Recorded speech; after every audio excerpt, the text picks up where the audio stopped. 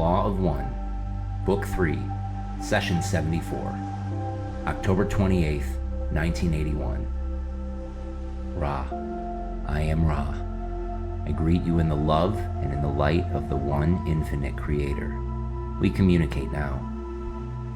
Questioner, would you please first give me the condition of the instrument? Ra, I am Ra. It is as previously stated. Questioner, before we get to new material, in the last session there seems to be a small error that I corrected then having to do with this statement. No working comes from it, but only through it. Was this an error in the transmission? What caused this? Ra, I am Ra. This instrument, while fully open to our narrowband contact, at times experiences a sudden strengthening of the distortion which you call pain. This weakens the contact momentarily. This type of increased distortion has been occurring in this instrument's bodily complex with more frequency in the time period which you may term the previous fortnight. Although it is not normally a phenomenon which causes difficulties in transmission, it did so twice in the previous working. Both times, it was necessary to correct or rectify the contact. Questioner, could you please describe the trance state? I am somewhat confused as to how, in a trance, pain can affect the instrument, since I was of the opinion that there would be no feeling of pain by the bodily complex in the trance state.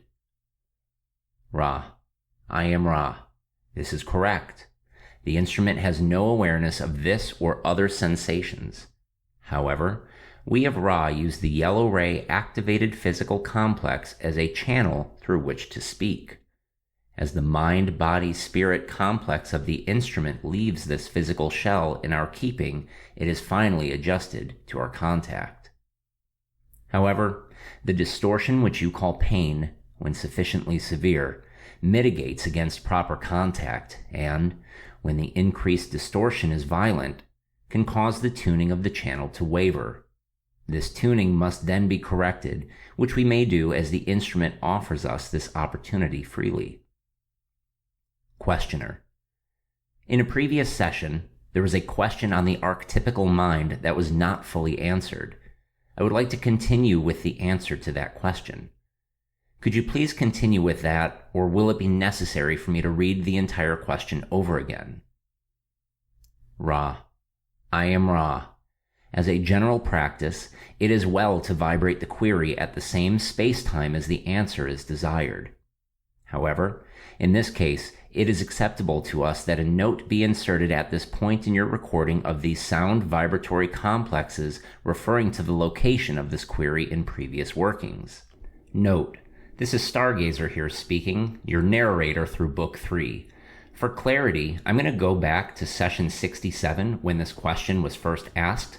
I will restate the questioner's words and then immediately resume Ra's answer here in Session 74. Questioner, I have a statement here that I will have you comment on for accuracy or inaccuracy. In general, the archetypical mind is a representation of facets of the one infinite creation. The father archetype corresponds to the male or positive aspect of electromagnetic energy and is active, creative, and radiant as is our local sun. The mother archetype corresponds to the female or negative aspect of electromagnetic energy and is receptive or magnetic as is our Earth as it receives the sun's rays and brings forth life via third density fertility. The prodigal son or the fool archetype corresponds to every entity who seems to have strayed from unity and seeks to return to the one infinite creator. The devil archetype represents the illusion of the material world and the appearance of evil, but is more accurately the provider of catalyst for the growth of each entity within the third density illusion. The magician, saint, healer, or adept corresponds to the higher self and, because of the balance within its energy centers, pierces the illusion to contact intelligent infinity and thereby demonstrates mastery of the catalyst of third density. The archetype of death symbolizes the transition of an entity from the yellow ray body to the green ray body either temporarily between incarnations or, more permanently, at the harvest. Each archetype presents an aspect of the one infinite creation to teach the individual mind, body, spirit complex according to the calling or the electromagnetic configuration of mind of the entity. Teaching is done via the intuition. With the proper seeking or mind configuration, the power of will uses the spirit as a shuttle to contact the appropriate archetypical aspect necessary for the teach learning. In the same way, each of the other informers of intuition are contacted. They are hierarchical and proceed from the entity's own subconscious mind to group or planetary mind, to guides, to higher self, to archetypical mind, to cosmic mind, or intelligent infinity. Each is contacted by the spirit serving as shuttle according to the harmonized electromagnetic configuration of the seeker's mind and the information sought. Would you please comment on the accuracy of these observations and correct any errors and fill in any omissions? Ra.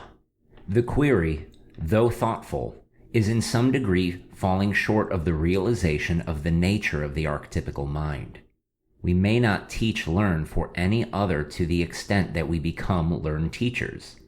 Therefore, we shall make some general notations upon this interesting subject and allow the questioner to consider and further refine any queries. The archetypical mind may be defined as that mind which is peculiar to the logos of this planetary sphere. Thusly, unlike the great cosmic all-mind, it contains the material which it pleased the logos to offer as refinements to the great cosmic beingness. The archetypical mind, then, is that which contains all facets which may affect mind or experience. The magician was named as a significant archetype. However, it was not recognized that this portion of the archetypical mind represents not a portion of the deep subconscious, but the conscious mind, and more especially the will. The archetype called by some the high priestess, then, is the corresponding intuitive or subconscious faculty. Let us observe the entity as it is in relationship to the archetypical mind. You may consider the possibilities of utilizing the correspondences between the mind, body, spirit in microcosm and the archetypical mind, body, spirit closely approaching the Creator. For instance, in your ritual performed to purify this place, you use the term Ve Gubara.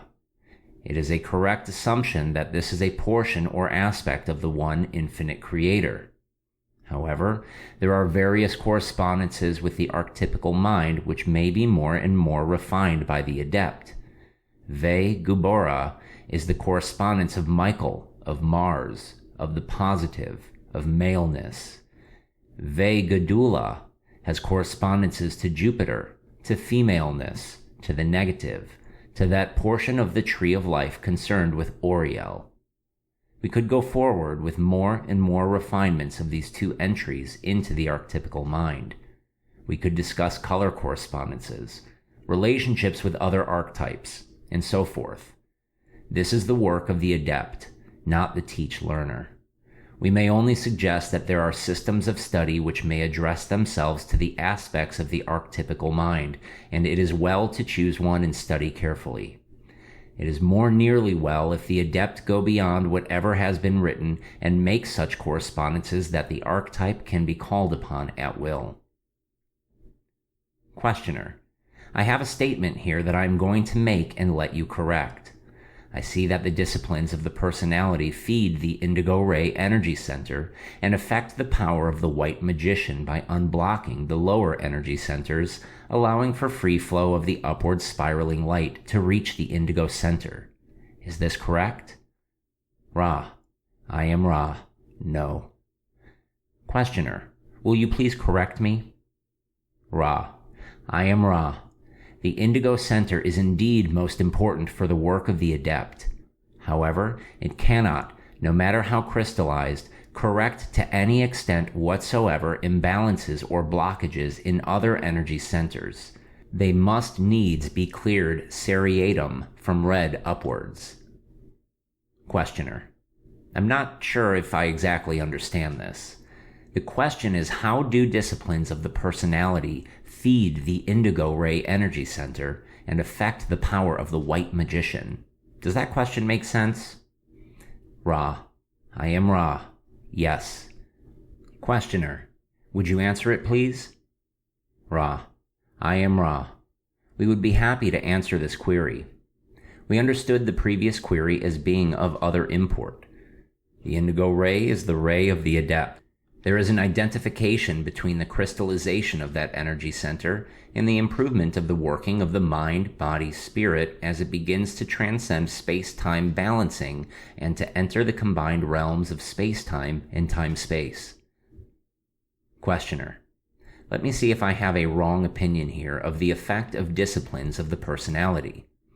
I was assuming that the discipline of the personality to, shall we say, have a balanced attitude toward a single fellow entity would properly clear and balance, to some extent, the orange ray energy center. Is this correct? Ra. I am Ra. We cannot say that you speak incorrectly, but merely less than completely. The disciplined personality, when faced with an other self, has all centers balanced according to its unique balance.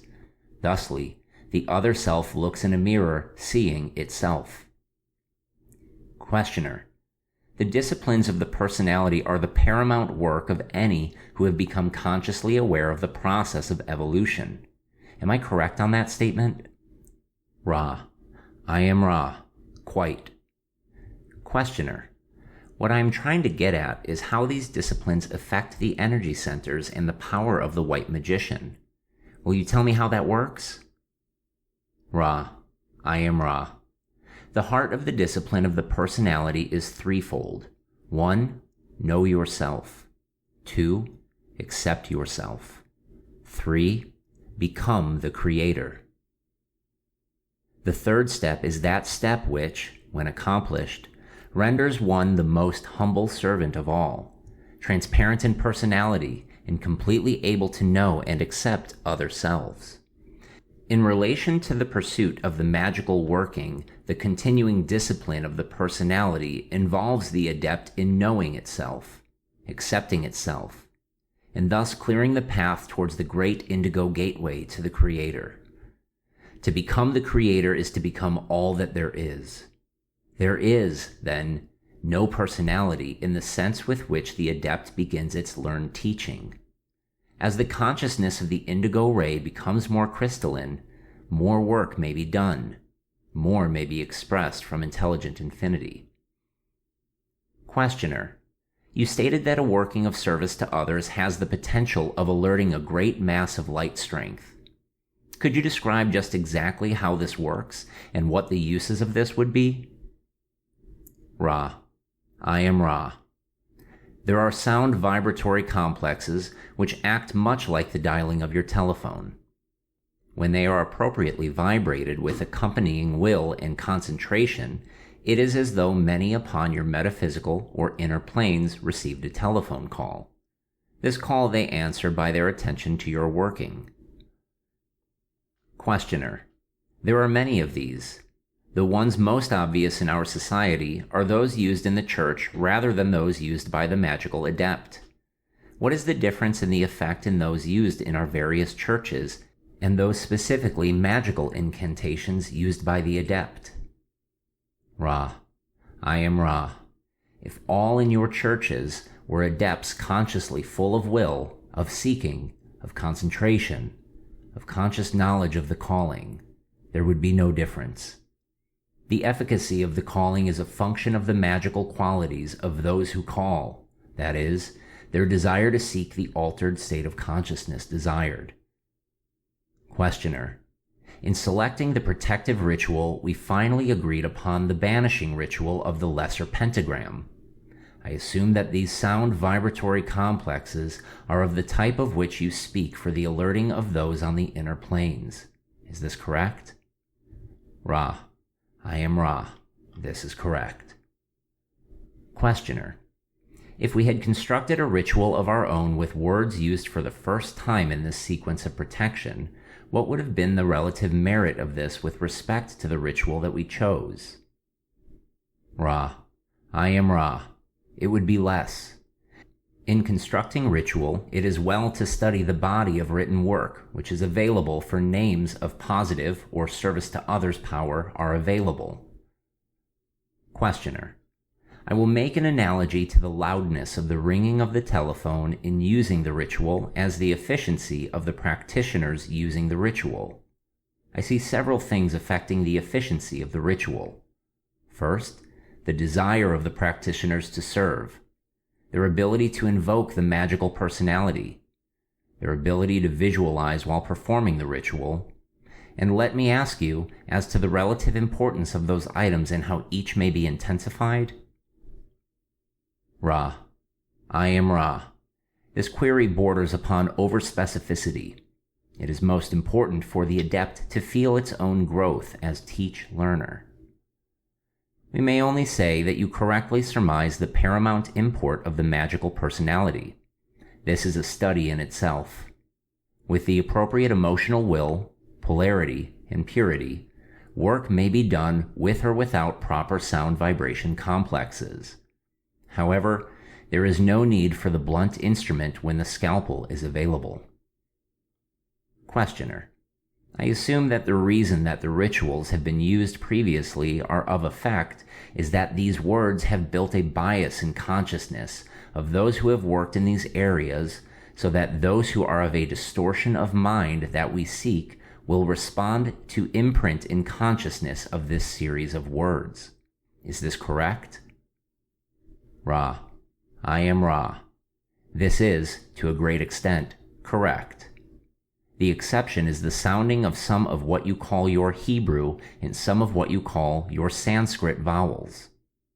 These sound vibration complexes have power before time and space and represent configurations of light which built all that there is. Questioner: why do these sounds have this property? Ra. I am Ra. The correspondence in vibratory complex is mathematical. At this time, we have enough transferred energy for one full query. Questioner: how did the users of these sounds, Sanskrit and Hebrew, determine what these sounds were? Ra. I am Ra. In the case of the Hebrew, that entity known as Yahweh aided this knowledge through impression upon the material of genetic coding which became language, as you call it.